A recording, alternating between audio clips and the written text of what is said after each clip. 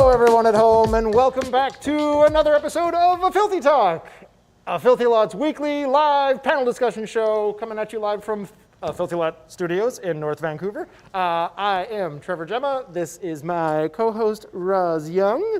And joining us for the first time as fact checker, we have Bonnie Riley. Woo-hoo! Hey! Thanks. Cheers. Thanks for being here, Bonnie. Ta-da. Cheers. Cheers indeed. I miss you guys over there. So far away. I know. As we've been doing on Filthy Talk recently, we're going to stick with discussing, first of all, just what's in the news as far as the nerd world goes. And Nerd news! Nerd news. And the it'd be hard not to talk about what's going on with GameStop. Holy moly. Did you learn about how the stock market works? A little bit. I mean, I didn't go too deep down ye old rabbit hole. I had to understand it a little bit because I was like, everybody knows, buy low, sell high. But this is buy high. Instead of that. This is borrow high. Well, when I was looking into it, borrowing was the thing that I was like, how do you borrow a stock? So, I mean, I clearly have never played the stock market and kind of wish that I knew about this stuff. Because I feel like now for those who don't know, a bunch of people on Reddit in a subreddit called Wall Street Bets are basically bankrupting hedge fund companies that bet against bankrupting companies, make money off of failing businesses. Yeah. So it's a real stick it to the man kind of scenario. Borrow stock, sell stock, Yeah. get money. Sell stock, get money.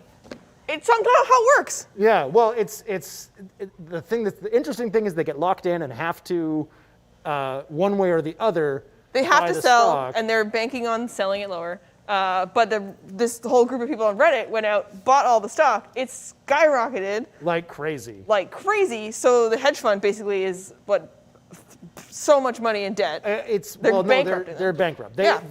The first hedge fund that owned because they also found out that they were doing like a very overly greedy thing where they were buying 140% of existing stock. So they were buying stock that technically didn't really exist. The stock market's weird and dumb. Yeah, super weird. It's all, it's totally set up so that some people who understand it and have the money can succeed, and everyone else fork you guys. Except for this time. This time, everyone else banded together and said, fork you. Yeah, and they did it, and it worked. Yeah, and it's pretty crazy. And it also did the important thing of getting Jon Stewart on Twitter, because he got online to start an account so that he could actually be in support of the Redditors. That is news to me. I heard about Elon Musk jumping in late to drastically affect things with like a $3 million bump up to the stock. But my question is that I still don't have an answer for. Does this mean GameStop and in Canada, EB Games, who's owned by GameStop, does that mean that those stores aren't going to die now? I don't know. I don't know. All I know is some grade 5 kid made a ton of money. So good job. Was it like $32,000 or something? Yeah. That can't be legal. He invested $6 so that he could buy some GameStop shares to learn about investing in stock market, and he did great. Hey kid, this is how it works. This is great. It's like, that's not how it usually works.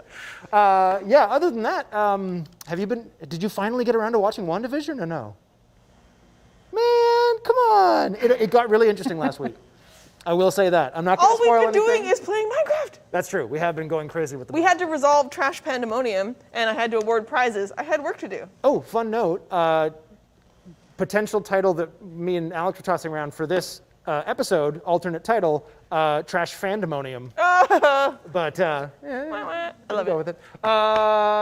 So before we get into the meat of the episode, we have some business to resolve. Last week we started a giveaway for the Saved by the Bell box set, and nobody properly qualified to win this. So what we're going to do is right now in the live chat, anyone who's watching can win this by just telling me the name of the actor who played Screech in Saved by the Bell, and you will win this Saved by the Bell box set, complete series, plus the movies. And there were movies? Yeah, don't worry about it. Okay. Fine art. I think we're calling it fine art. No, the Saved by the Bell movies. Oh. Yeah, not the. I was talking about. Giveaway.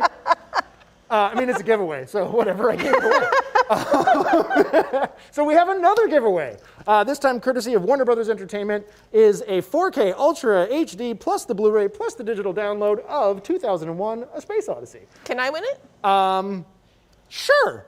No, you're supposed to say no, Roz. No, Roz. To qualify for this one, all you have to do is be a subscriber to this YouTube channel. Bonnie has a question. Probably also, can she win it? Who? Bonnie. Bonnie. That's a very close to my question, which is, can an employee win this competition?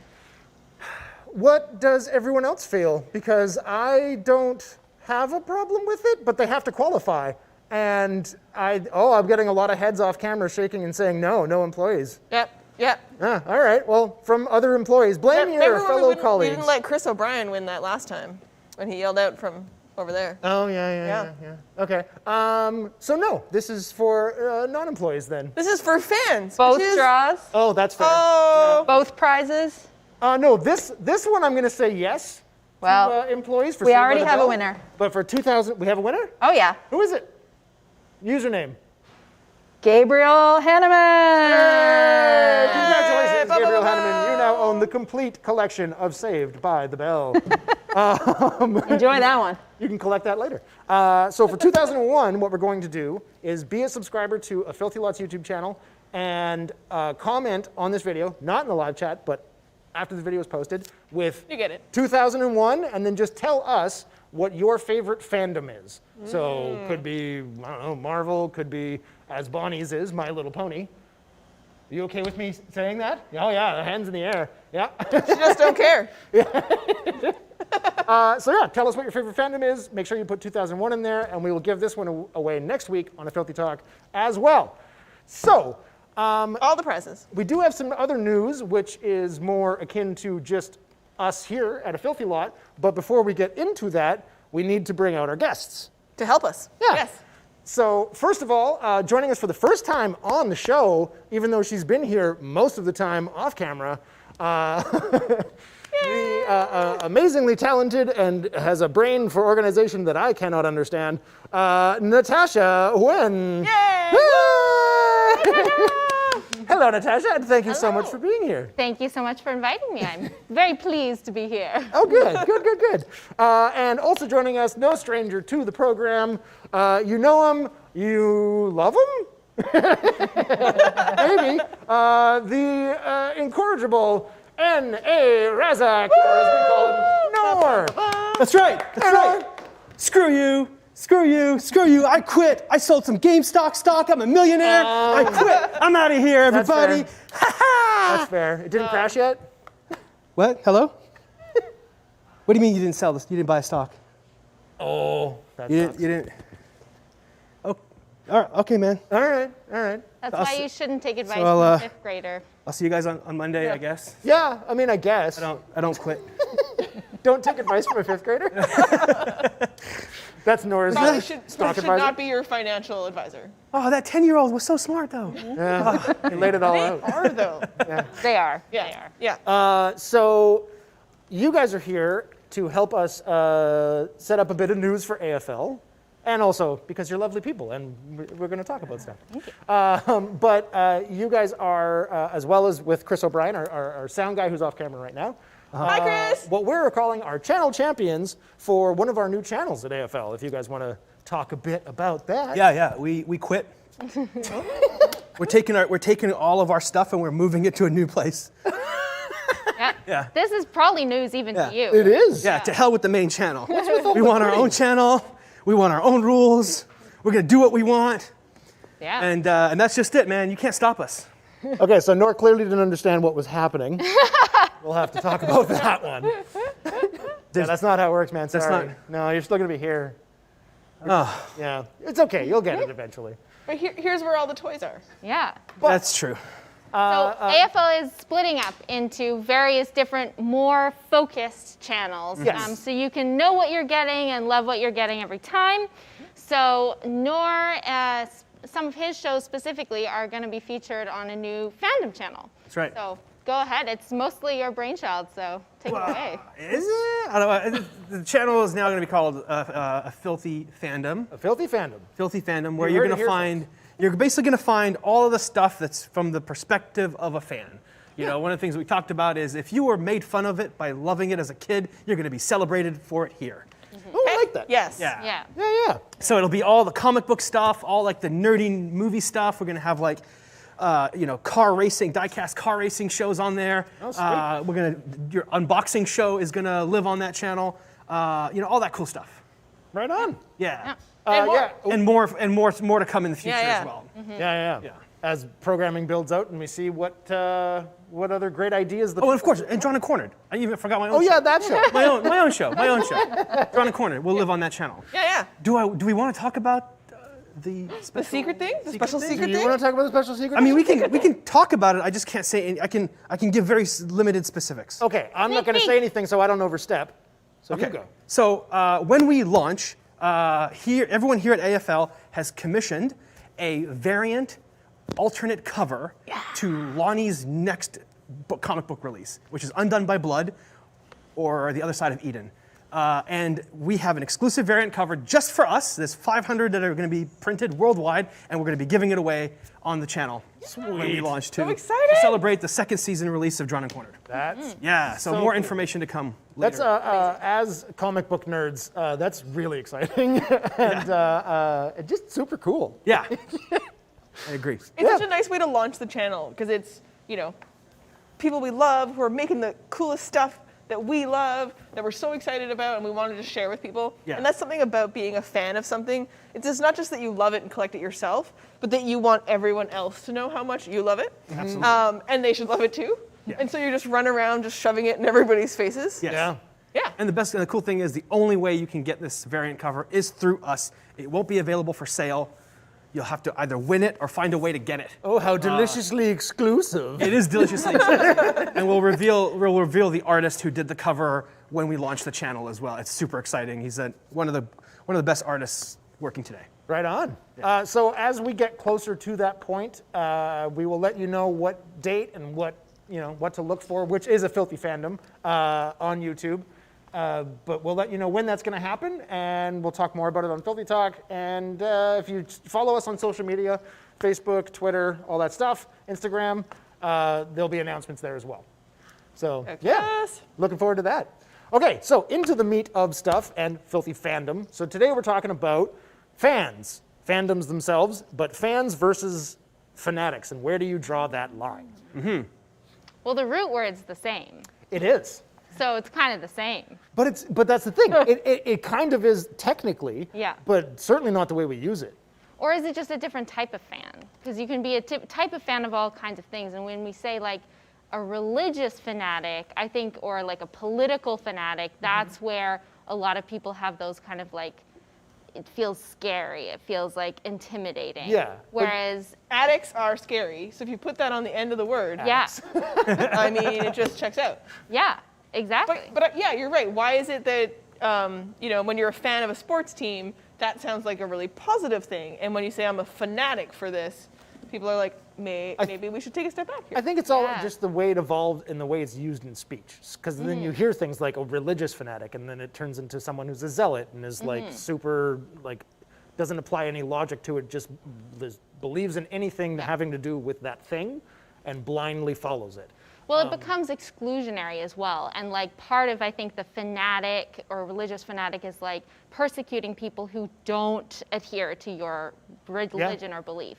But there's also a bit of that mirroring happening in the fan worlds when you look at things like what happened with Gamergate. People who were bringing in different ideas, different cultural interpretations of it, different people who didn't maybe used to be as prominent part of those cultures, then you get this really violent and vicious kind of backlash to it. Nerd and Backlash. geek culture has a huge problem with gatekeeping. Yeah. Yes, exactly. And I think there's something about the fake geek girl thing that was like, well, you don't like it enough. Yeah, be a prove to fan. me that you like the thing I like. Right? And why do you have to hit weird. some thrill for someone else Yeah. when why can't you just enjoy the art of something or the experience of going to the con?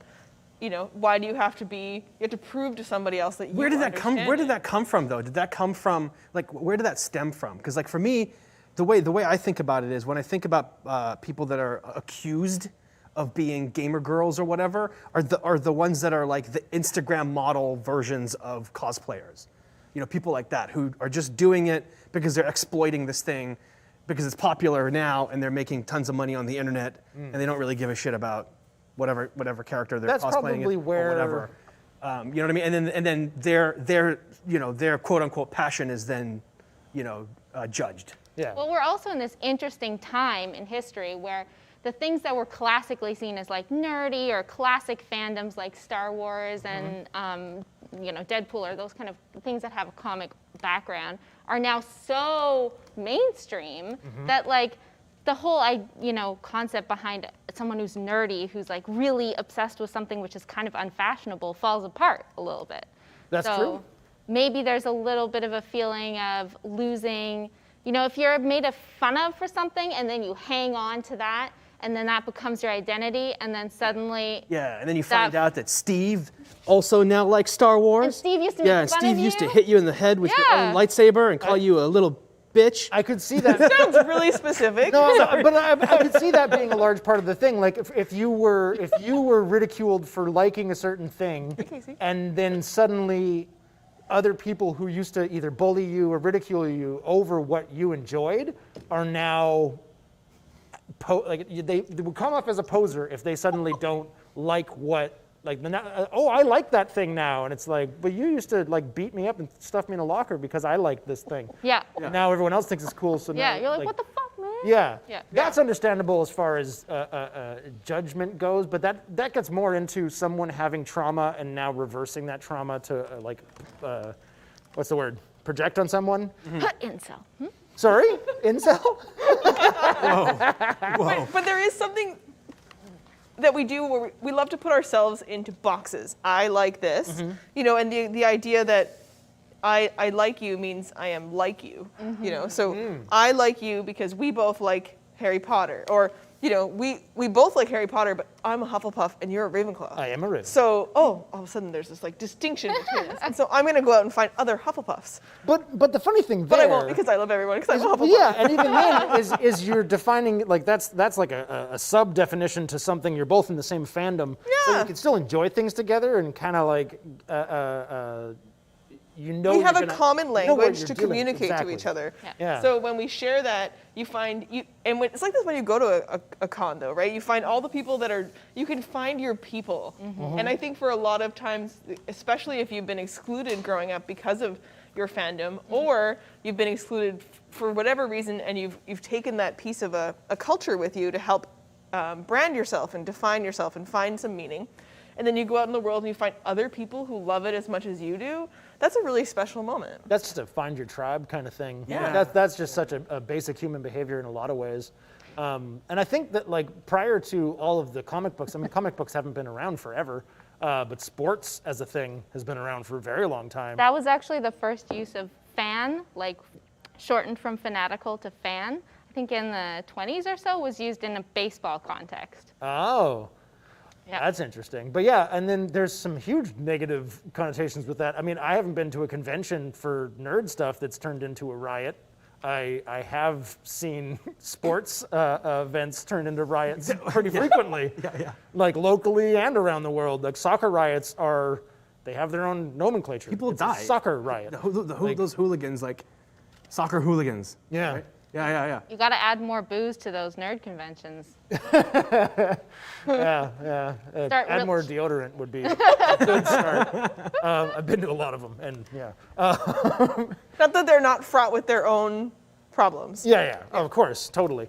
Going back to the Harry Potter thing. Oh, sure. So I was like, I don't know, I don't really have fandoms because I think all the things that I'm kind of been interested in growing up they're very mainstream. So I grew up at the same time. I was about the same age as Harry Potter was when each new book was coming out. Oh. So That's fun. It was super fun. And so I loved those books at the time, before J.K. Rowling discovered Twitter, and that was unfortunate. Yeah. But I loved them so much. And I chose the middle school I went to, partly, not because it was a good school, but because they had houses. And I was Oh, like, wow. it's like Harry Potter. I am going there. That's amazing. That's hilarious. And Little did you know, it was just school. it was just cool. But I had a tiny secret wish that maybe it was Hogwarts in disguise. Right. Oh. You know? Why would they tell you on the outside, right? Yeah, I mean, you gotta cover that stuff up a little bit. Yeah. And- I want to touch on something really quickly. The difference between fan and fanatic, I think, that it wasn't until you were talking about it that I was like, oh, a lot of people self-identify as a fan. Like, it's very easy to say, oh, Yeah. I'm totally a fan of that, but no one says, I'm a fanatic for No, that. nobody ever does. That's true. Fanatic tends to be a label, Yeah. and fan is like an identity. Fans tend to keep things either to themselves or within their own circles, and the fanatics go and visit your house They bring while it you're to there. you. You know, yeah. And I think it's, And they want to found wear your Wolverine? skin. but like Natasha was saying, it is about how much it's just a personal thing that you do with like for yourself and with the others who enjoy it, or is the fanatic about I need to make other people feel the same way I do. Mm-hmm. Or they just believe it to the point where they think it's real too. There's Yeah. also that kind of fanatic. Yeah, That's yeah. like, the ones that Flat are earthers.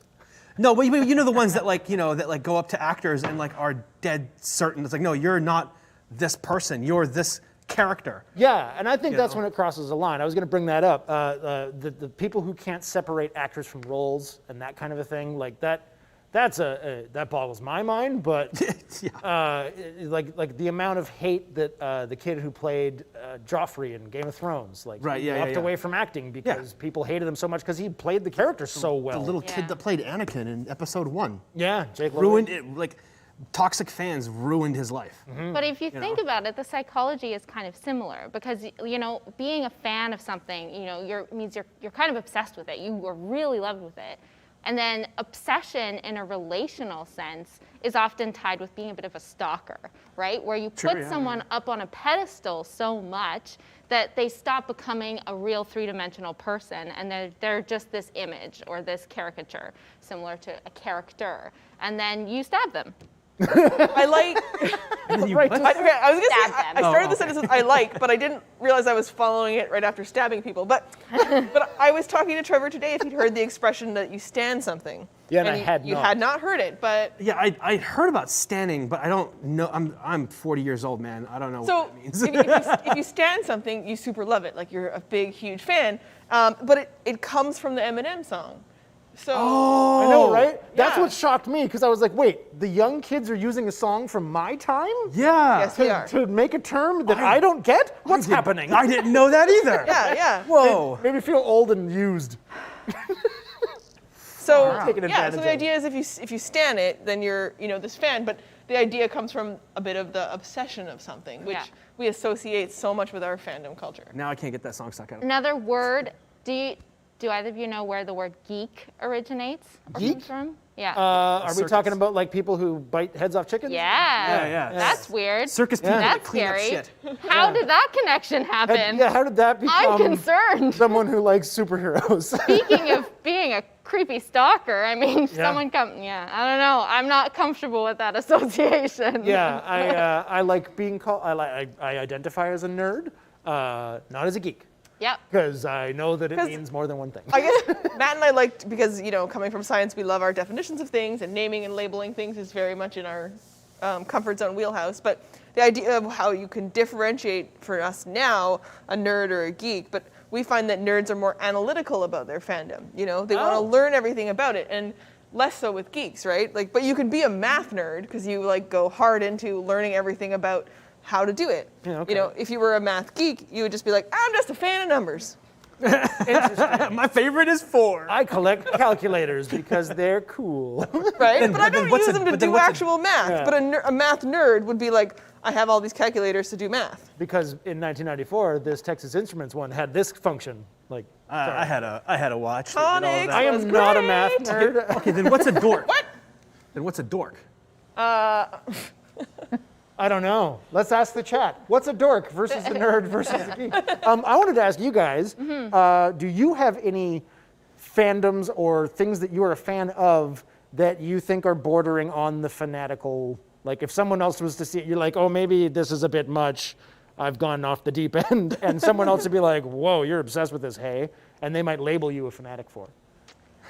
Not personally, because I feel like I'm very much not that type of personality type who gets very focused on any one thing. I'm more of a generalist. I'm really curious about a whole bunch of different things. Oh. So for me, it's interesting to meet people, and at this company, there are a lot of people who are really excited about specific things and know all about it. And I would say I'm not really even an expert on, I went to film school. I wouldn't even say I'm an expert on, films or filmmaking or I kind of would memorize it for the test and I know how to do my job. And then, it's out the window a little bit. So wait, Yeah. why did you go to film school in the first place if you weren't like really into film? Well, I enjoyed it. I loved watching films. It was something that our family did together, which was a harmonious activity. Oh, okay. I really, I did theater growing up, and I loved photography. And so doing theater and photography, tied those together really nicely. That seems like a pretty natural combination. That makes sense. The only extremes that I went to had mostly to do with collecting. Like, obviously, I'm a huge Star Wars fan, original trilogy. Yeah. But at the height of like my obsession, I guess, during when the prequels were coming out, because it was all coming back and everything was new again. That was the height of it so to for me speak. too. Yeah, during that time, I was going down some very strange collecting paths. Oh. Like things that I didn't expect to be Do collected. tell. Oh, like for example, I went through this whole phase of collecting Pepsi cans with the character images on them. But that's 'cause they released. But keeping them in a like I researched how can collectors collected and preserved their puncture things, them and puncture them from the bottom, and how to like That's getting avoid pretty I went down that rabbit hole for sure. Bonnie has a note. How many pairs of Air Jordans do you have to own to be a fanatic? Oh, great. See, that's on me. That's just. I'm also a sneakerhead. I'm asking for a friend. The answer In the chat. is enough. Well, yeah. You know what? It's not enough. You can give the same answer that Matt gives when I ask, do you have enough guitars? Like, how many guitars do you need? And he says, I need as many guitars as I have plus one. Yeah, there you go. Oh, nice. I need as many pairs And then I'm like, of Jordans as I that's a lot of guitars. Yeah, as I So, need plus one. how many pairs of Jordans do you have? I don't know, maybe 30? That's not that bad. How many Hot Toys do you have? Oh, I can't, I stopped counting. Yeah. Do you have like a separate rental apartment for your collections? I have my parents. Right? I have my parents. If you had to move to a bigger real estate, then you have too many. Not currently, no. But now, do you have any Jordans that you don't wear? I have Jordans that I haven't worn yet, Okay. but I don't have any He hasn't Jordans that I don't got his ever- invite to the Oscars yet, so. I will always, eventually I will wear my Jordans. I'm not one of those like collectors that like puts their shoes in an acrylic case and puts it on a shelf. Those do exist because, I guess you can consider them art. Sure, why not? I mean, those collectors exist. Those sneakerheads do exist. So- But I do. There are some that I haven't worn yet. There's actually a pair that I bought at retail that are now limited. Well, they were limited when they came out, and now they're worth a lot of money. And I'm kind of afraid to wear them because I'm like, well, shit. If I put these on, they're not going to be worth like $2,000 or whatever. So wait, what would The trap of how collecting. much would they need to be worth for you to sell them? Well, I want to wear them. That's the thing, though. I know it's a crazy cycle. Anyway, but going back to the collecting thing, like the Star Wars stuff, like the soda pop thing was a whole new. And then they were like, I collected like chip packets from all over the Oh world. my gosh! That had, like all Star over the world. Wars. I got a characters on General. it. I had a General Grievous figurine out of a chip pack from Mexico that I brought back. And, See? and it stayed in my house forever. And like people kept being like, Yeah. what is this thing? And I'm like, there's a whole story with it. Oh, yeah, It's and- really and great. then And I just really like General Grievous. Okay. And then I went down and then I went into Did advertising. you do the same thing? Did you have those same chip bags? Not that same thing, but I think I have an explanation for the crazy collectible mindset that happened during the prequels. That was during that time. It was during episode 1. I was doing the same thing, and it's because we hadn't had Star Wars for so long. Nobody knew about like back in the original trilogy times, like 70s, 80s, all of the toys that came out and all the stuff that became worth a ton of money. People were like, oh my God, my toys from when I was a kid are worth a lot of money. So then everyone went nuts and said, I have to collect everything because it'll be worth money in 20, 30 years. But it wasn't. Because they overproduced it and everyone collected it, it's not worth Let's it. not forget, though, they did overproduce the toys from the 70s and 80s. I mean, they were the But biggest no one selling toys thought at the to time. keep them. But people, the reason why they're so valuable is the ones that were kept in the package. Yeah, Everyone opened them, nobody and played collected with them for that. Yeah. This is my literal nightmare. What, being on the show? No, being in a room filled with things that are like. You're in a room full of things right now. I know, it's awful. Wait, things that haven't been opened just to like remain pristine? Yeah, I mean, sure, it's like living in a store. I don't. No, get see, but here's the it. thing. I open my stuff. I open my collectibles. Well, okay. That's I'm a loose collector. I don't keep things carded. I certainly open all my Lego because I have the Legos have to be built. Lego's meant to be built. Yeah. Yeah. Like, otherwise, you just have bags of bricks. I'm the kind of person who, when we moved into our like new apartment a while ago, I was like, I want to get away with like maybe 3 multi-purpose cups, which are also jars. That would be great. Please don't give me gifts for Christmas. Oh. It stresses me So out. are you Like, a- now I have to find a place to put this. Now I have to clean this. Are like, you a I don't want this. minimalist? I'm not, I can't say that because my house is a mess, but I aspire to be a minimalist. Oh. Like, I find it so calming to have the fewest number of things around me that I need to organize. I love that. The more stuff, the less happy I am. So does this actually bother you?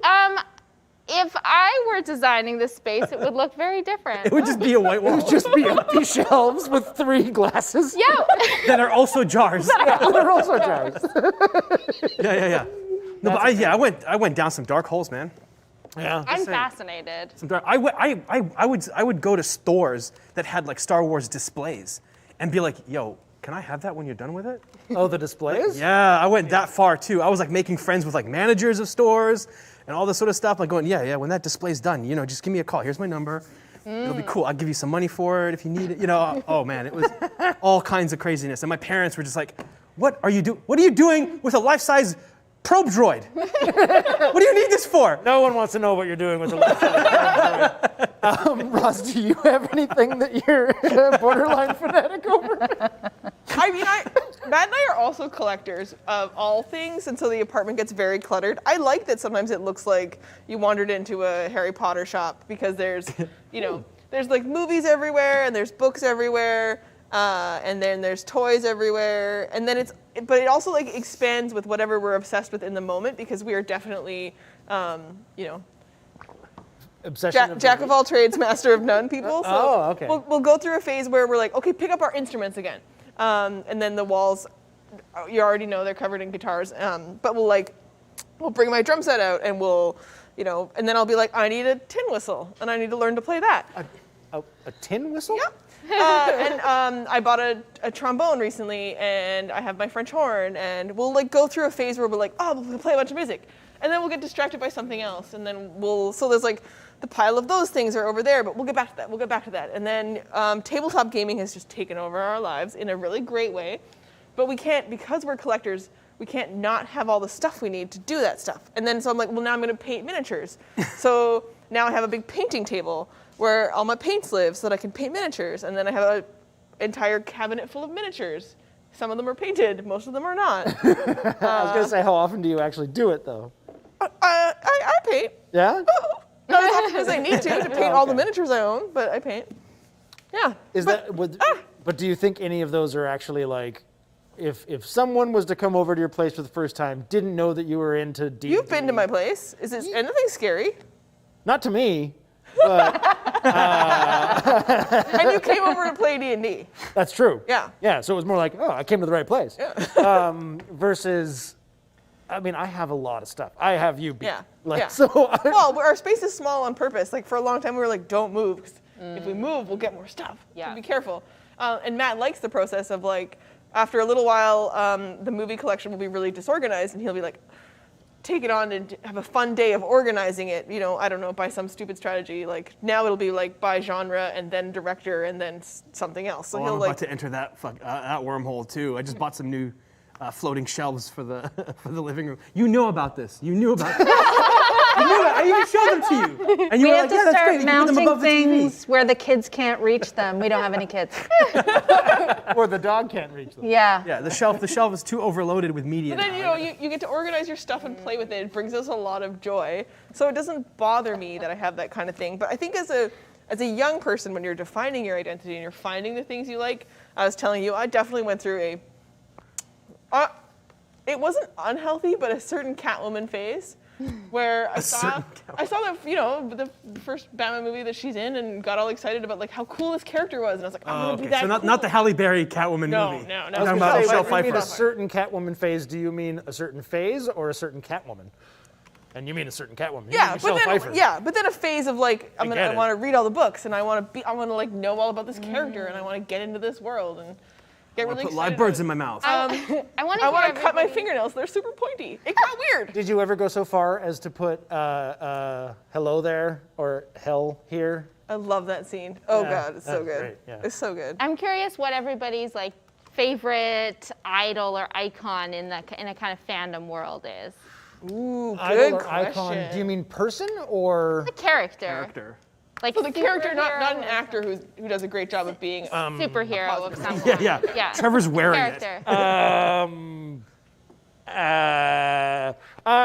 But honestly, between Joker and Wolverine are probably my two big ones. What are the things that attract you to that character or that you find really like resonate with you? For the Joker, the thing that resonates with me is I think he's the best representation of a fathomless evil. That he is something that, when done properly, there's no rationalizing with. There's no like and it's not just evil, it's also chaos. It's this, his rationale only makes sense to him, and I find the psychoses fascinating, because it's a certain madness that is coupled with joy that, like, when done well, is just frightening.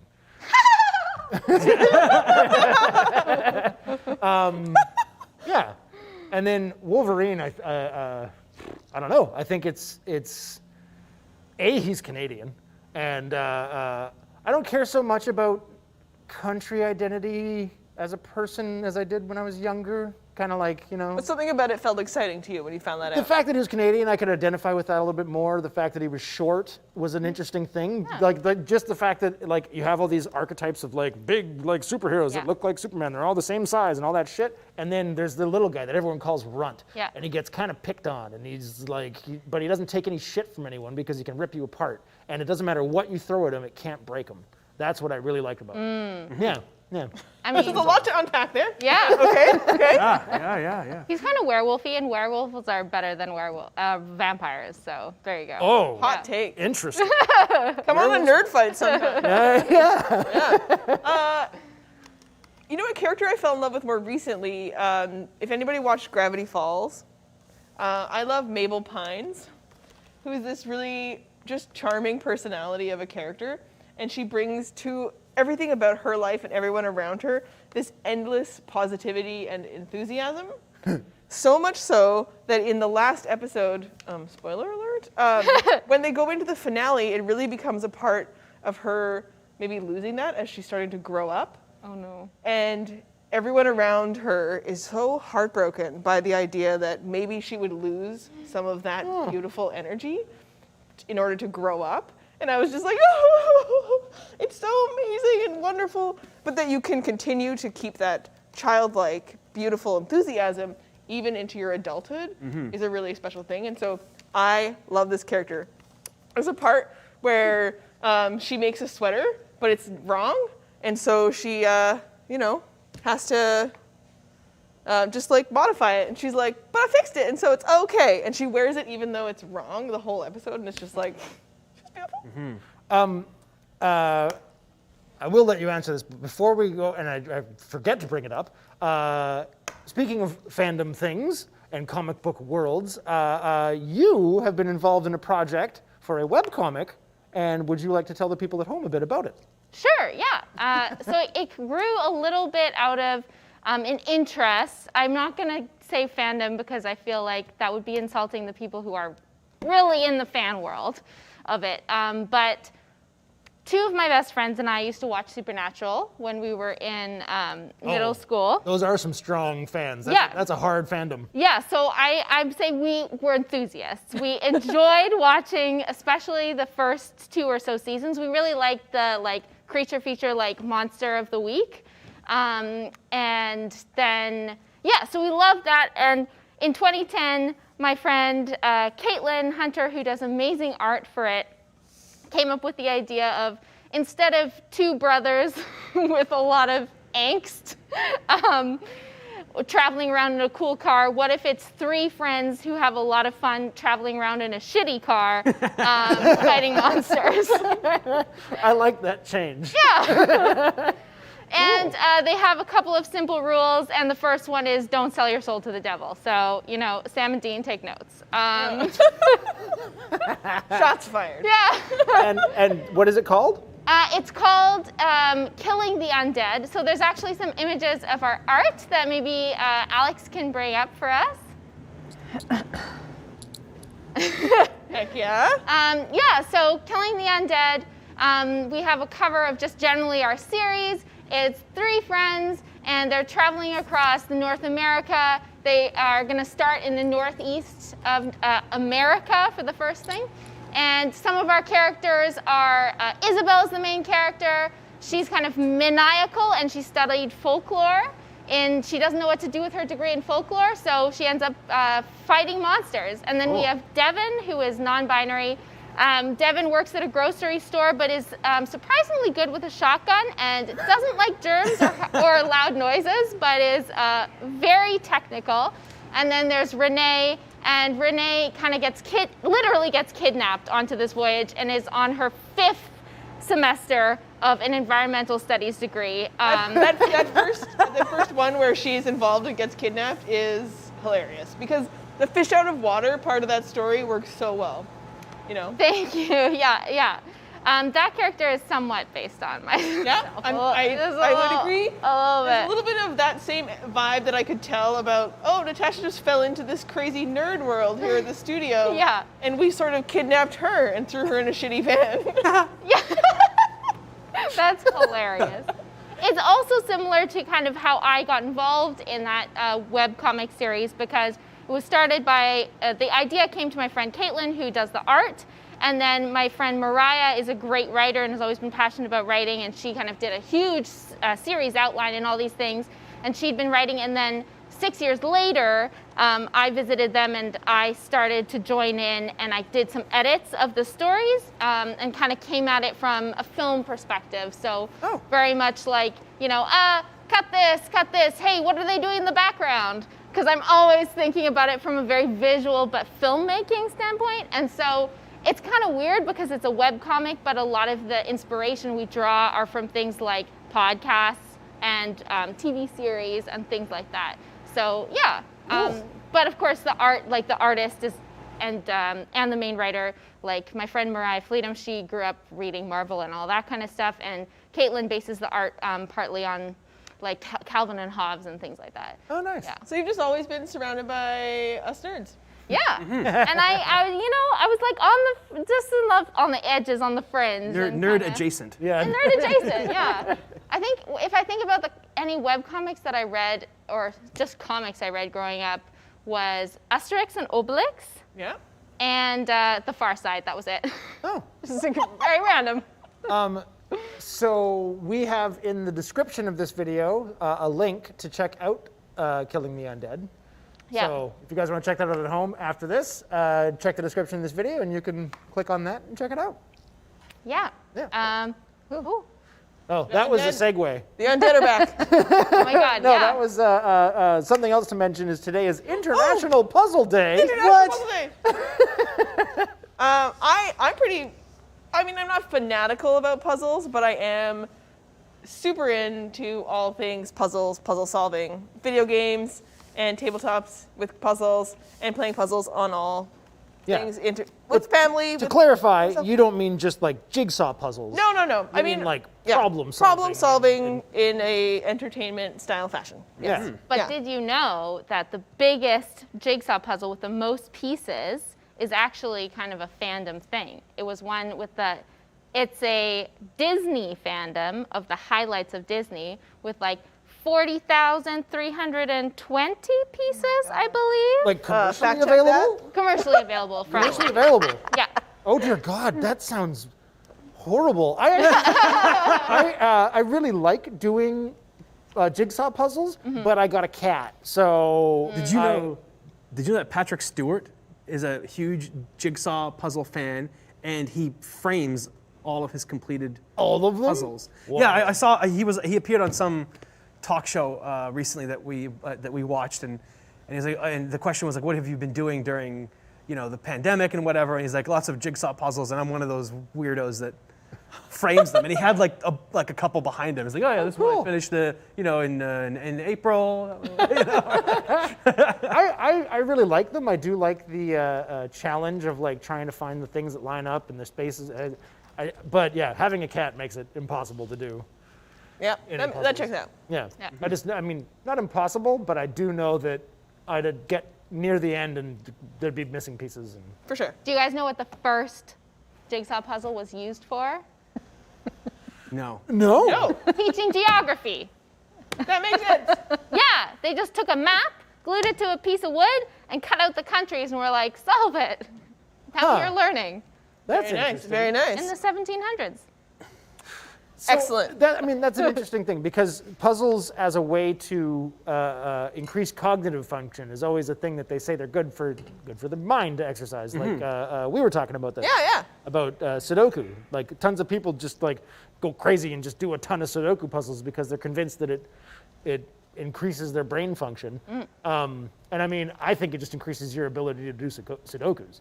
As with anything, you're practicing a specific skill set. It's not like I do a bunch of Sudokus and now I'm good at math. Like that's not a thing. Like you're not gonna be doing advanced physics. Like But I think the idea of getting good at puzzles is opening yourself up to look at problems in a different way. And when you do that, you start to look at, you can apply that same logic to other scenarios, and that makes you just a better problem solver. yeah, that's sure.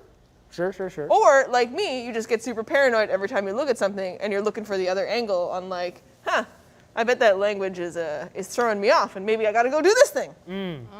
Yeah, 'cause I grew up playing puzzle games with my family. We would always sit down. We played Myst together, and really, really old like text-based games. Like from the very beginning, being a little kid and just like sitting there and puzzle solving with my parents. Well, I was the nerdy kid who, in like math class, I mean, I said earlier I wasn't a math nerd, but I used to be a math nerd. When it came to like, you're doing the test and then at the end it would have like word problems and people were like, oh, I hate the word problems. I was like, I lived for the word problems because it was always, because it was the language that was the trick, not the numbers. Yep. It was like, you have to know the intricacies of like what word alters That's why the whole when thing. we play D&D, you love riddles. I do love riddles. You love the riddles. Yeah, I'm a big fan of riddles. I am. But like when we play D&D, I commit to the character enough that like even though Trevor loves riddles, the character might not, and the character might be like, I don't understand what the hell this is all about. Oh, Bonnie, what's up? Did you say riddles? Did I say Riddles? riddles? Yeah. I have some riddles for you guys. Oh. Or rizzles, whichever. Which one would you like? Would you like a rizzle or a riddle? We'll take a riddle. Yeah, I'm Riddle? more familiar with riddles. Well, since you like word riddles, something doesn't like us on this set. What disappears as soon as you say its name? Silence. What did? Oh, damn, Boom. she's good. Damn, Oh, that was quick. That's the Batman level shit. If you get it, you got to drink, right? I have cities but no houses. I have mountains but no trees. Oh, I've heard this movie. I have water but no fish. What am I? I got lost at the beginning and forgot what was happening. I have It's cities. the thing you were talking about earlier. What? It's a map. It's a map. Oh.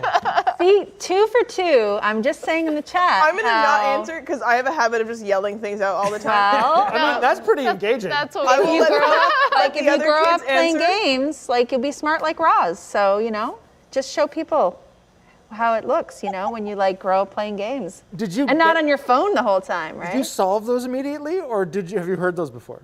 The second one I've heard before. Yeah, okay. Which is why I was like, it's a thing.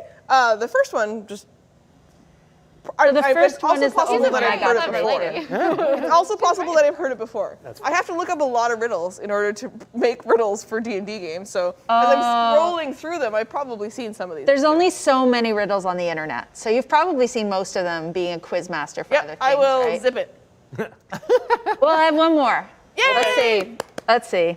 I have keys, but no locks in space, and no rooms. You can enter, but you can't go outside. What am I? It's a heart. The key to my heart. Ooh. It says a keyboard. Keyboard. All right. But I like your answer better. I think it should be changed to a keyboard. The question you asked about icons and idols, Yeah. I'm really curious to hear your own answer and yours. Yeah. Fine. Who do you want to go first? I'll go. I really like the character of Pippi Longstocking. Yes, because I think she's a little bit of a superhero in some ways. She's got some super strength, and some mysterious things, but she's very generous and kind and creative and funny, and she has her vulnerable moments. But yeah, I think I definitely grew up watching the Pippi Longstocking TV show, and yeah, I looked up to her and always finding creative ways to make everyday life fun and looking out for your friends and looking out for the underdogs in a really fun way. Yeah, she's badass. She eats nail soup with nails in it, and she doesn't care. Are we talking fingernails or No nails construction nails? for iron. Oh. Yeah. Oh, boy. And like she had to, clean her house and the floors, and she just strapped some scrub brushes onto her feet. That is a dangerous thing to show children because my sister and I definitely did that. I wanted to do that so bad. My mom was not impressed. When you dump a huge bucket full of water on the floor, full of soap, and you strap sponges to your feet, you make a big mess. Yeah. But I think it does relate back a little bit to what you're saying with representation, like a character that you see some aspect of yourself in and you connect with. So, for me, red hair, obviously there's lots of characters with red hair there, but that was someone who's like, oh, they're so cool, and we kind of look alike, like maybe okay, guys, are you ready for this? It's really sad. I used to sometimes stand by my window in my parents' room and sing the Pippi Longstocking song and hope that maybe she would come in her flying car and pick me up for an adventure. How old were you? Was this like last week or was this? This was 2 weeks ago. Oh, God. I mean, the pandemic has brought some very strange behaviors. No, I wouldn't. But yeah, and I think that's why it's so important to have diversity in the art that we create, because even just something as little as like your height, your stature, or your hair color, and when it comes down to other things like your religion, your culture, your background, your skin color, it's so important to have some kind of representation that you can connect with. Yeah, I agree. Nora, go. That was going to spiral me into something else, but Nora, what's your answer for the same question? Well, for me, it's obviously comic book based because that's what I grew up reading, and it's two things. It's one, it was the X-Men. Because I was a 90s kid, and the X-Men ruled the world in the 90s. And I just related to them because they were always the underdogs. They were always like, the minorities, and they were always treated like crap, but they were the coolest characters. Did you play X-Men as kid? Oh, yeah. And the animated series, the whole thing. Like, I would go into my backyard with my buddies who were neighbor friends of mine, and I would be Wolverine, and I would grab sticks. Yeah. That were on the ground, and I would put them in between my fingers and pretend to be Wolverine. Please? Oh, yeah, for sure. I did all of that, so I related to the X-Men a lot. And the other comic that really struck a chord with me was Daredevil. I just loved the street level sort of heroes. They weren't dealing with cosmic threats all the time. It was always just petty criminals and whatever. And also as a young child, I too was a blind lawyer. Yeah. And I related to that. Yeah. You were a child lawyer. I was a blind lawyer. Oh, blind. In Hell's Kitchen. Oh. And so was Daredevil. So was Matt Murdock. So. That makes sense. Yeah. So I do want to go talk about this, but you're talking about representation in comics. So there's a thing that you were telling me about yesterday that DC is doing called Future State. Future State, yes. And you know more about this. Can you just give a brief little... It's a new event that just launched recently, and they're saying that it is a potential future of the DC universe. So it's all the classic characters like Superman, Wonder Woman, Batman, but they're all different people now. They're not. It's not Clark Kent. It's not Diana or whatever. There's like a Latino Wonder Woman. There's a African American Batman. There's a different Superman or whatever. And so they're taking all their classic characters and sort of diversifying them in this future state kind of world. Okay. That's all I know about it. Yeah.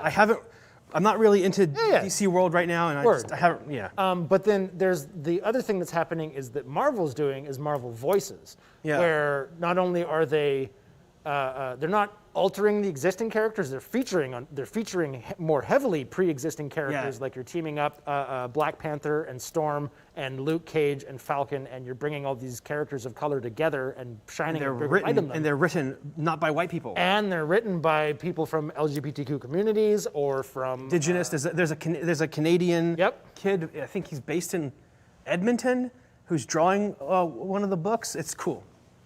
And I think that the approach that Marvel is taking, like, that's admirable because they're actually they're taking the existing characters, like, hey, apply your voice to this, this world, to this character. Because I mean, some of the characters came from not the best roots. Like, I mean, you look at Luke Cage where he started, and it's like blaxploitation, and it was exploiting that as well. I mean, all that media, every media has its exploitation period. Yeah. So I like the idea of taking the existing characters and having people that those characters represent now say exactly what they want those to be. There's also a great community on Tapas, which is this website, which our webcomic is also hosted on, that has just a great range of different stuff from people all over the world. And a lot of it is like queer stuff, which is really fun.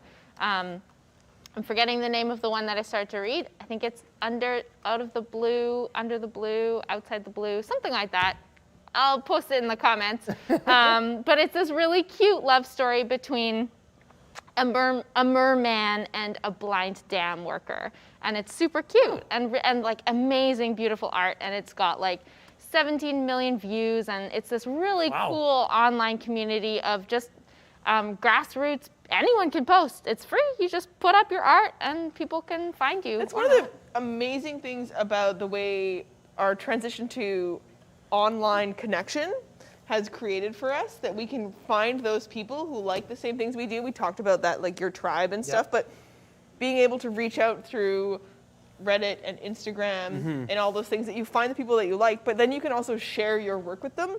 When you write fan fiction, you can share that fan fiction with other people, and they can give you comments and joy, and it can be a really positive place for people to be able to create their own art or share the things that they make and love with other people. It can also get weird. The fanfic thing can get into some very interesting areas. It can get fanatical. It can get fanatical, and but sometimes it starts innocently enough. But you guys, I wasn't familiar with this until Alex told me. I'd never heard the term, but Rule 34. Yes. It's that if a thing exists, Natasha doesn't know. Then there are pornographic versions of it on the internet. Oh, I've heard this. And it's a strange tendency of people to just take everything and sexualize it. And with some fandoms, there's sexualized aspects that then is all anyone from outside that fandom focuses on, and it takes all that positive stuff and just ignores it. That's the weird part. I mean, we were talking about how much Bonnie loves My Little Pony, and then there's Bronies, which there's documentaries and stuff about them. But part of it is that there's actually a really positive side to that. A hugely positive side. Same with furries. Like if you find something that you love and you're not hurting anyone else, then do what makes you happy. And it's not even just that. It's in the furry community. Like I think largely that the anything negative to it has come from Hollywood jumping onto the sexualized part of it. But there's this huge and making them feel other, right? Yes. But there's a huge number of people who are furries who have personas that are individual and legendary. Like they actually have followings, and they're often people who have either crippling social anxiety, who aren't able to interact with people on a normal level. Oh, normal. Yeah, careful how we use that word. Yeah. Fuck normal. Yeah. On a what, typical societal level. Sure. They have issues with that, but then when they put on their persona, they are more capable of interacting in a meaningful way than they are as themselves. And it's like these huge, and that's actually a very large part of the community, which is awesome, but it gets overshadowed and eclipsed by the weirder parts of things. Yeah, and I think we all have kind of versions of that, right? Like we put on a certain type of clothing when we go to a certain type of event or meet a certain type of people, and that's like us fitting in with those people or a kind of armor or confidence that we, wear. I have my special hat for set. Oh, really? Yeah, I dress differently when I'm in the office than when I'm on set. Is that the bird poop one? It's the bird poop one. Right. Yeah, found it in a joke shop. It's very good. What do you want it to, people who see you in that hat, what language is that communicating? To be honest, I don't know, but it is entertaining. Usually 3 days in, someone's like, oh. See, I saw you with that hat, and I'm like, this is a person that's trying to tell the world that she gets shit on, and she doesn't care. Whoa. I like it. Well, I mean, ADs get shit on. Oh, yeah. Yeah. And I that kind think of you relates are a back to fanatic. You are a fanatic because you're like, for your sports team, you have the what's it called? Suspicion? Superstition. Words are hard, guys. The superstition that if you don't wear those socks, they won't win. And for you, you're like, It's gotta true. wear the hat, and today's going to Otherwise be we a won't good, make our successful day. Did you just say you hate puzzles? I did not just say I hate puzzles, but But you mean it. But I did say to you earlier that I don't really do puzzles. But then I did think about it further, and I realized I do puzzles at work a lot, all the time, most of the day. But I'm not great at and then I get worried because when I do puzzles for fun, I'm not great at them. So I'm a little like, maybe I shouldn't be doing this job. I think Trevor's right, though. It's just practice. At our old office where Matt and I used to work together, we would always do a cryptic crossword every day at lunch. And so everybody would sit around together and do the complicated cryptic crossword. But it really is about training yourself to do this type of puzzle. Like you're saying about Sudoku. It doesn't make you smarter. It just makes you good at that type of puzzle. Yeah. Yeah, it's just practice, as with But anything. but practice other makes you people better. who aren't as good at it see that and they're like, oh, you're really smart.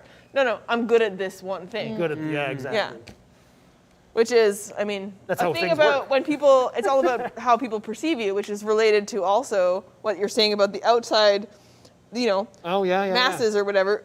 People who walk past and see you in line, lining up to see your Star Wars movie, and they're like, nerd! And you're like, come on, man, I'm just doing a thing I love. It doesn't affect you at all. Why do you even care? That's why whenever I go past like sporting events and I see people lining up for them, I'm like, nerd! Oh, nice. That's, taking it back. Yeah. Did anyone do those like personality quizzes online for your particular fandom? I've done some of those, yeah. I mean, like to find out, I don't know why I relied on online quizzes. I knew I was a Ravenclaw. I've done a whole bunch of different ones, especially when me and Ash were at Universal Studios, because I was like, I need to buy some shit. I didn't walk out of there with robes. We almost did, but I did not. Did you get a wand? Yes. I think we shared a wand. We got one of the wands that interacts with the stuff in like Hogsmeade, because that was fun. It was cool as hell. But yeah, we sat there for a long time taking a bunch of, because we didn't want to screw up and get the wrong house. What a dork. But I always knew That's what a dork is now. What a what? Nothing. I was just, dork. Oh, I was like, that's what a dork is. yeah. Oh, there you go. I always loved the Lord of the Rings quizzes because the ones that I did when they were like Lord of the Rings were really big. It was like, do you like dry bread? And I was like, I guess. Like, you're an elf. Like, oh, yeah. Are your feet kind of hairy? I'm like, not really. I'm not. I guess I'm not a hobbit. Yeah. They were like, that's a bad quiz. Yeah, that's not a good quiz. Well, I'm an elf, and okay? Oh, that's settled. I'll get you some dry bread. I like dry bread. There's other things I wanted to get into, especially around fans taking ownership of IPs, but we kind of trailed on about a lot of stuff here, guys, and we have It was run great. out of time. It was so good. It was really good. We'll have to get a little bit more into this another time. So thank you guys very much for being on the show. And talk about your channel, because they're so excited to share Yes. more. Yes. All the content coming up, especially with Drawn and Cornered Season 2. Yeah, we have an awesome lineup of artists for season 2. Next week we shoot our last episode sweet. of the season, and then we can start releasing them, editing them, and And in case you haven't been watching Drawn and Cornered, there's all of season 1, but as season 2 goes live, each episode has an auction attached to it for art that's done on that episode, and the proceeds go to charity. So check out Drawn and Cornered. And season the 2. art is amazing. Like, Season 1 was good, and I've seen some of the clips from Season 2. It's so good. So good, so good. Okay, we have to go. Tune in next week for another Filthy Talk. Until next time, stay filthy.